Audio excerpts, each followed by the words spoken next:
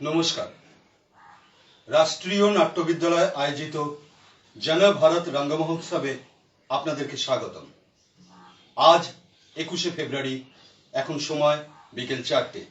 আমরা উপস্থাপন করতে চলেছি নাটক সোনার পাখি আবার ফিরে এলো।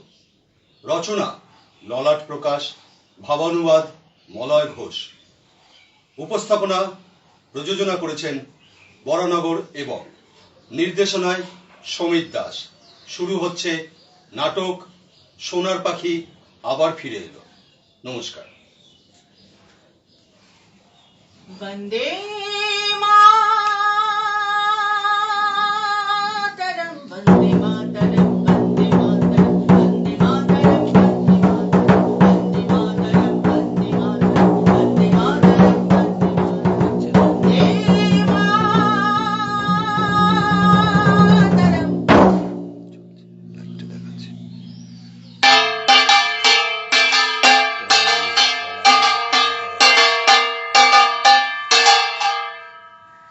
দুঃখের সময় শেষ হয়েছে ভাই, দুঃখের সময় শেষ। দুঃখের সময় শেষ হয়ে প্রাণ মাতলো সুরে।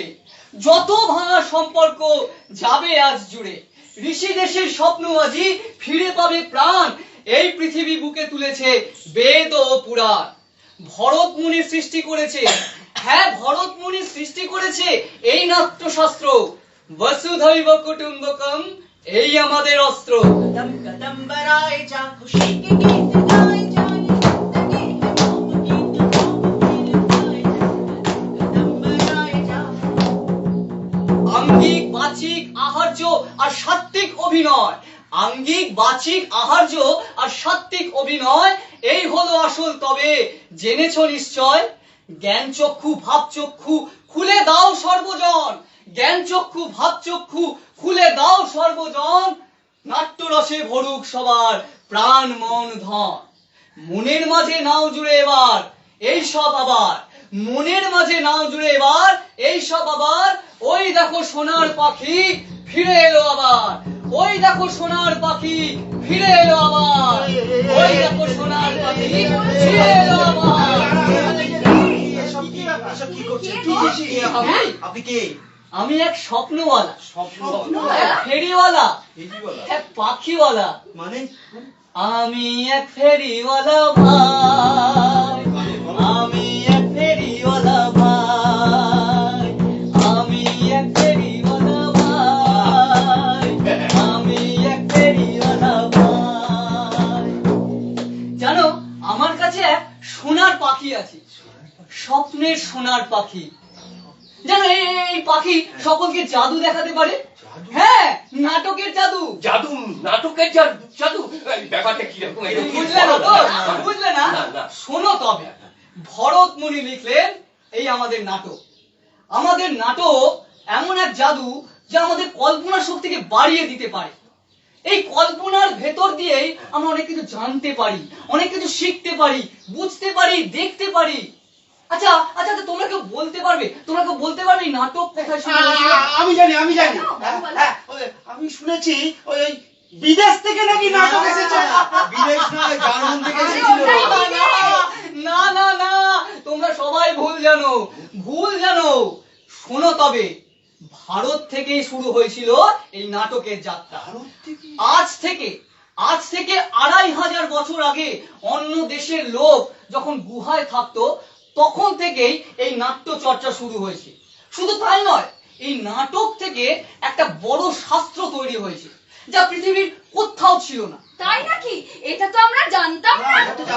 জানতে না তো? শোনো তাহলে। ভরত মুনি লিখলেন আমাদের এই নাট্যশাস্ত্র, যার অপর নাম পঞ্চম বেদ। পঞ্চম বেদ? হ্যাঁ। কি যাতা বলছে? আরে বাবা, আমরা তো এতদিন বেদ শুনেছিলাম 4টে। আরে বাবা, যাতা নয়, এইসব অনেক কথাই তোমরা শোনোনি। আর শোনোনি বলে আমাদের ঐতিহ্য সম্পর্কে তোমরা সর্বার্থে জানতেও পারোনি। আর সেই কারণেই আমাদের ঐতিহ্য আজ অনেক পিছিয়ে পড়েছে। না না না না, শুনুন, আমরা কিন্তু জানতে চাই। আমরা পঞ্চম বেদ সম্পর্কে জানতে চাই।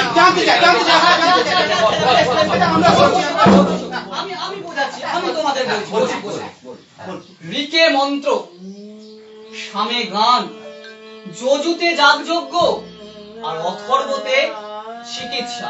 এই অথর্ব পর্যন্ত আস্তে আস্তে মানুষ মানে আমাদের পূর্বপুরুষেরা অনেক কিছু জেনে গিয়েছিলেন, যেমন গান, চিকিৎসা, বিজ্ঞান, জ্যোতির্বিজ্ঞান, এই সব কিছু তারা জেনে আমাদের এই বিশ্বকে জানিয়েছিলেন।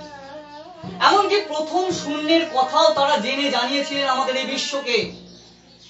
পৃথিবী সূর্যের চারপাশে ঘুরছে, গ্রহ 9টি, এমন অনেক কথাই তারা আমাদেরকে বলেছেন। কিন্তু সমাজকে সুন্দর করতে গেলে, শান্তির করতে গেলে এই সবের সঙ্গে প্রয়োজন গান, সাহিত্য, নাটক, চারুকলা ইত্যাদি। আর তাই তৈরি হয়েছিল এই নাট্যশাস্ত্র, যার অপর নাম পঞ্চম বেদ। এর থেকে মানুষ অনেক জ্ঞান লাভ করতে পারে, খুশি হতে পারে, আনন্দে ভরিয়ে তুলতে পারে তার সমাজ, তার জীবনকে।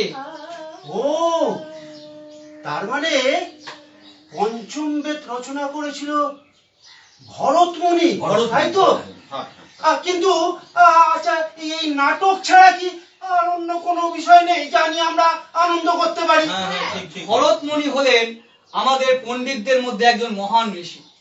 তিনি এই নাট্যশাস্ত্র রচনার মধ্যে দিয়ে আমাদের শৃঙ্খলা, সংগঠন, এমন অন্যান্য অনেক মানবিক বিকাশ নিয়ে, তার গুণাবলী নিয়ে বিকাশ ঘটাতে চেয়েছিলেন। নাটক ছাড়া এইসব কিছু একসঙ্গে কোথাও নেই। মনে রাখতে হবে, ভারতীয়দের মধ্যে বহু আগে থেকেই এই সব বিকাশের অবদান ঘটেছিল। তাই তো নালন্দা, বিক্রমশিলা, তক্ষশিলার মতো মহাবিদ্যালয়গুলি সে যুগে ভারতে গড়ে উঠেছিল। ভারতের বিভিন্ন প্রান্ত থেকে, বিভিন্ন জায়গা থেকে ছাত্ররা পড়াশোনা করতে আসতো সেখানে। বুঝতে পেরেছি, আমরা ধনী ছিলাম, ঋদ্ধ ছিলাম, আমাদের জ্ঞান ও বিকাশ ছিল, তাই আমাদের সোনার পাখি বলা হয়। একদম ঠিক, একদম ঠিক বলেছো। আমি আবার সেই সোনার পাখি নিয়ে এসেছি। হ্যাঁ, আবার সেই সোনার পাখি ফিরে এসেছে। তাহলে আমার একটা কথা ছিল, বলবো? নিশ্চয়ই। বলছি, আমাদের যখন জ্ঞান ছিল, বিকাশ ছিল, সবকিছুই ছিল, তো সবকিছু হারিয়ে গেল কেন? আর কিভাবেই বা হারিয়ে গেল? কিভাবে গেল? কিভাবে? কিভাবে হারিয়ে গেল? 400 বছর আগে আমাদের ঐতিহ্যের পতন শুরু হয়, শুধুমাত্র ঐক্যের অভাবে। আমরা আর আমাদের মধ্যে অখণ্ডতা রইল না। আমরা দুর্বল হয়ে গেলাম সংস্কৃতিতে, শক্তিতে। তার মানে আমরা সমাজ থেকে যা হারিয়ে ফেলেছি তার কোনোদিন ফিরে পাবো না। আচ্ছা, আমাদের ভুলটা কোথায়? হ্যাঁ, ভুলটা কোথায়? অলসতা, অহংবোধ আর পাপ, আসক্তিতে নিমগ্ন হওয়া, তার সঙ্গে বৈষম্য, অত্যাচার, নিপীড়ন, নিজেকে উঁচু করে অন্যকে খাটো করা, একে অপরের সাথে লড়াই করা। এই সব কিছু দূর করার জন্য আমাদের সংকল্প করতে হবে প্রতিটি মানুষকে। তবেই গড়ে উঠবে এক শক্তিশালী পরিবার। পরিবার শক্তিশালী হলে সমাজ শক্তিশালী হবে, আর সমাজ শক্তিশালী হলে এই দেশ শক্তিশালী হবে। এটা সবাইকে জানতে হবে। তাই এবারে স্লোগান ছিল G20-তে এক বিশ্ব, এক পরিবার, এক ভবিষ্যৎ। এইটাই তো 1000 বছর আগে উপনিষদে বলেছিলেন আমাদের ঋষিরা। বসুধৈব কুটুম্বকম, এই বিশ্ব আমার পরিবার।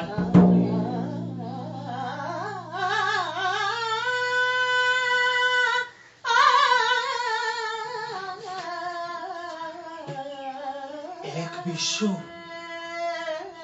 এক পরিবার। আমার একটা কথা মনে পড়ছে, বলবো? বলছি যে যখন করোনা এসেছিল গো, তখন তো করোনাতে প্রচুর মানুষ মারা গিয়েছিল। কত লাখ লাখ মানুষ মারা গিয়েছিল। আমাদের ভারত থেকে তখন জীবনদায়ী ওষুধ তৈরি হয়েছিল, আর সেই ওষুধ সারা বিশ্বকে আমাদের ভারত থেকেই দেওয়া হয়েছিল বিনামূল্যে। বিনামূল্যে। আর তাতে কত লোকের প্রাণ বেঁচেছিল। আচ্ছা, একেই তো বলে বাঁচো আর বাঁচতে দাও, একেই তো বলে বসুধৈব কুটুম্বকম। একদম ঠিক, একদম ঠিক বলেছো তুমি। পুরো পৃথিবীটাই আমার পরিবার। এই ধারণা নিয়ে এগিয়ে গেলে আমাদের ভারত একদিন গোটা বিশ্বে সোনার পাখি হয়ে উঠতে পারে। আচ্ছা, পাখি সোনার হতে গেলে তাহলে নাটকের মাধ্যমেই হতে হবে, তাই না? এই বিশ্বে দেখুন, আমরা যখন হানাহানিতে লিপ্ত, তখন জন ভারত রং মহোৎসবে বিশ্বের সমস্ত মানুষকে কেমন আমরা আলিঙ্গন করছি। এভাবেই তো আমরা নিশ্চয় নিশ্চয় সোনার পাখি হয়ে উঠবো। একদম ঠিক, একদম ঠিক বলেছো তোমরা। আবার এসেছে ফিরে সেই সোনার পাখি। এবার সবাই করো ডাকাডাকি, বৈষম্য আর অত্যাচার হবে শেষ, দারিদ্র্যের আর থাকবে না রেশ। সীমান্ত জুড়ে পাহারা দেব আমরা সবাই, এমন পাখি পেয়ে আর কি হারাই। এসো এসো পাখি, তোমায় সবাই দেখি। ওই দেখো, ওই দেখো আসছে আবার সোনার পাখি। আমার কিছু বলার আছে, হ্যাঁ, আমার কিছু বলার আছে। বলো না, বলো। বলছিলাম এই যে সোনার পাখি হয়ে ওঠার জন্য আমাদেরকে কোন কোন বিষয়ে সচেতন হতে হবে? হ্যাঁ, ঠিক বলেছো। তোমাদের মধ্যে যদি কেউ শিক্ষায় এগিয়ে থাকে, অশিক্ষিতদের শিক্ষিত করবে সে। কেউ যদি নারী কল্যাণমূলক কাজে এগিয়ে থাকে, নারীদেরকে সচেতন করবে সে। নারী যদি সহায়ক হয়, তাহলে পরিবার শক্তিশালী হবে। মাদকের কারণে অর্থনৈতিক, সামাজিক, স্বাস্থ্যগত ক্ষতি সম্পর্কে মানুষকে সচেতন করতে হবে, তবেই গড়ে উঠবে শক্তিশালী ভারত। নাটকের মাধ্যমে আমরা জনগণকে সচেতন করতে পারি, শিক্ষিত করতে পারি, এমন নানা বিষয় নিয়ে। তাই আমাদের শিক্ষা লাভ, বিজ্ঞান, জ্ঞানের মধ্যে দিয়েই এইসব করা যেতে পারে, বলো? শুধু শিক্ষা, জ্ঞান, বিজ্ঞান নয়, এর সঙ্গে আমাদের ঐতিহ্য, আমাদের সংস্কৃতি, আমাদের পুরাণ, বেদ, এমনকি আমাদের পূর্বপুরুষেরা যে অবদান রেখে গেছেন এই দেশের জন্য, তার সবকিছু সন্ধান করতে হবে, তার চর্চা করতে হবে। হ্যাঁ, আমি বুঝতে পেরেছি। তার মানে নাটকের মধ্যে দিয়ে সাধারণ মানুষকে সচেতন করতে হবে। এই আমিও বুঝেছি। ভুল হত্যা, মাদকতা, পণ প্রথা, এসব ওই বিরুদ্ধে যদি মানুষকে লড়াই করতে, তাহলে নাটক দিয়েই সবাইকে সচেতন করতে হবে। আর এই সামাজিক কুপ্রথার বিরুদ্ধে এই আমাদের এই সবাইকে একসাথে এগিয়ে চলতে হবে, তাই তো? একদম এগিয়ে যেতে হবে, আর আমাদের এগিয়ে যেতে হবে উন্নত ভারতের দিকে। আর এটা আমাদের সবার সংকল্প। বাহ, এই তো চাই, এই তো চাই। তোমরা আমার কথা বুঝতে পেরেছো। 2047 সালে ভারত স্বাধীনতার পথে 100 বছর উদযাপন করবে। মনে রাখতে হবে, এই ভারত আমাদের বিশ্বকে পথ দেখাবে, আলোর পথ, মানবতার পথ, ভালোবাসার পথ। রাষ্ট্রীয় নাট্য বিদ্যালয় আয়োজিত জন ভারত রঙ্গ মহোৎসবে আসুন, আসুন আমরা সবাই মিলে অঙ্গীকার করি, আমরা আমাদের সংস্কৃতি, আমাদের ঐতিহ্য, আমাদের শক্তিগুলিকে জানব, সমৃদ্ধির সাথে উন্নত ভারতের দিকে এগিয়ে যাব, যেখানে বিশ্বগুরু হওয়ার ক্ষেত্রে রঙ্গমঞ্চের অবদান বেশি থাকবে। আসুন, আসুন আমরা সকলে মিলে অঙ্গীকার করি। বন্দে ভারত, বন্দে ভারত, জয় ভারত। জয় ভারত। ভারত আমার ভারতবর্ষ, স্বদেশ আমার স্বপ্ন গো, তোমাতে আমরা লোভিয়া জন্ম, ধন্য হয়েছি ধন্য গো। ভারত আমার ভারতবর্ষ, স্বদেশ আমার স্বপ্ন গো, তোমাতে আমরা লোভিয়া জন্ম, ধন্য হয়েছি ধন্য, ধন্য হয়েছি ধন্য, ধন্য গঙ্গা